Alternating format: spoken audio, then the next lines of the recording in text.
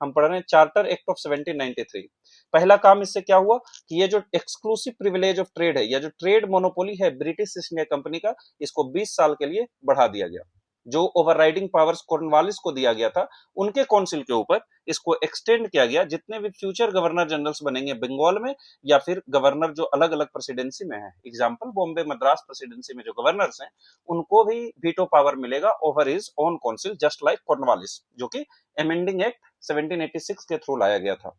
इसमें और क्या बताया गया कि जो बोर्ड ऑफ मेंबर हैं, बोर्ड ऑफ कंट्रोल है, उसके जितने भी मेंबर हैं या स्टाफ हैं, उनको पैसा कहां से मिलेगा? इंडियन रेवेन्यू से मिलेगा। और इसलिए इंपॉर्टेंट है क्योंकि it is one of the component of drain of wealth. जो भारत से पैसा लूटा गया, ये एक तरीका था पैसा लूटने का।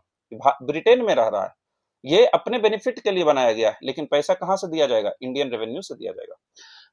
और क्या है इसमें कि जो गवर्नर जनरल बंगाल के हैं, इनको और पावरफुल बनाया गया in comparison to the governments of Bombay and Madras. चाहे बॉम्बे हो, मद्रास हो, या कहीं और प्रेसिडेंसी की जो गवर्नमेंट हो, उनसे ज्यादा पावरफुल किसे बनाया गया? गवर्नर जनरल ऑफ बंगाल को और ज्यादा पावरफुल बनाया गया। This again shows centralising tendency in British east India company. ये सेंट्रलाइजेशन ऑफ पावर को और आगे ले जाता है, जिसकी शुरुआत रेगुलेटिंग एक्ट 1773 के द्वारा कहा गया।